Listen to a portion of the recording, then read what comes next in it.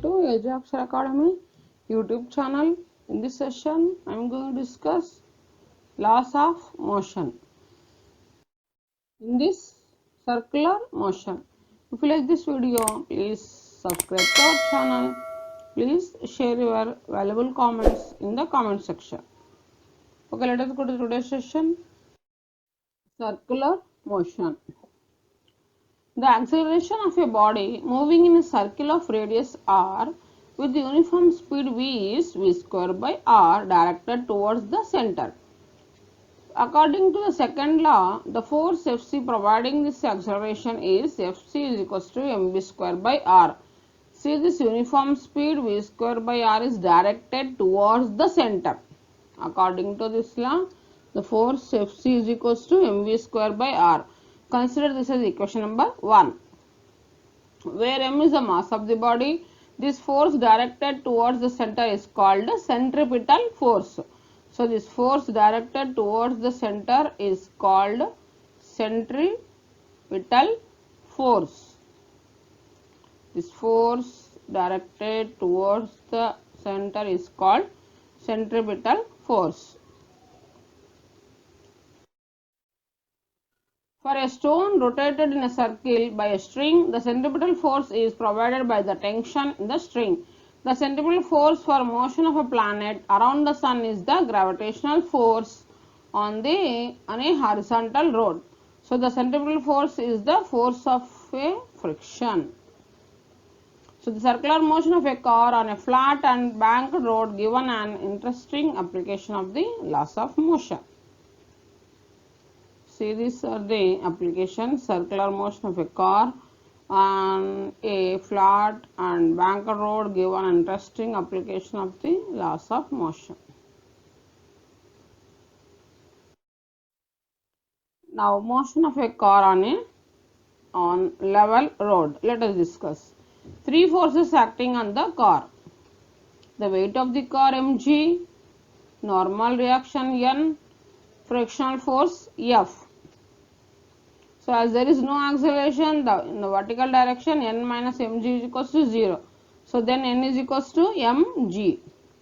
The centripetal force required for circular motion is along the surface of the road and is provided by the component of the contact force between the road and the car tires along the surface. So, this by definition is the frictional force. Now, note that it is the static friction that provides the centripetal acceleration. Static friction opposes the impeding motion of the car, so moving away from the circle. So, for using first equation, we get the result, that is F is less or equal to mu s n, mv square by r, v square is greater than mu s r n by m, that is equals to mu s r into g. Since n is equals to mg, so which is independent of the mass of the car. This shows that for a given value of mu s and r, there is a maximum speed of circular motion of the car possible, namely v maximum is equals to square root of mu s into r g. So, this is equation number 2. Motion of the car on a banked road. We can reduce the contribution of friction to the circular motion of the car if the road is banked, since there is no acceleration along the vertical direction. So, the net force along this direction must be 0. Hence, n cos theta is equals to mg plus f sin theta. This is equation number 3. So, the centripetal force is provided by the horizontal components of n and f. So, n sin theta plus f cos theta is equal to mv square by r. But f is less or equal to mu s into n.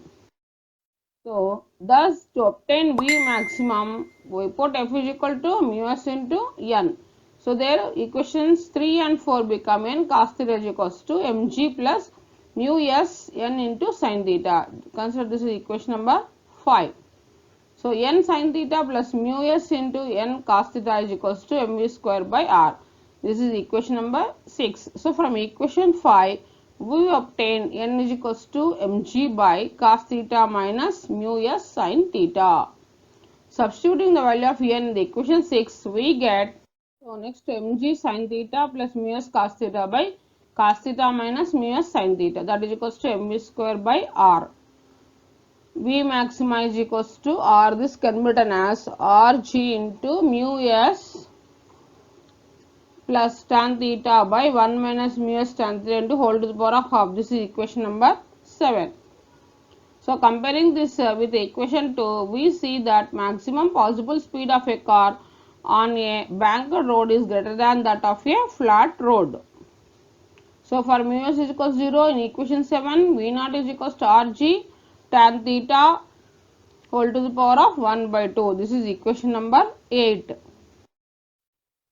At this speed, frictional force is not needed at all. So when the necessary centripetal force is provided, driving at this speed on a banked road will cause little wear and tear of the tires.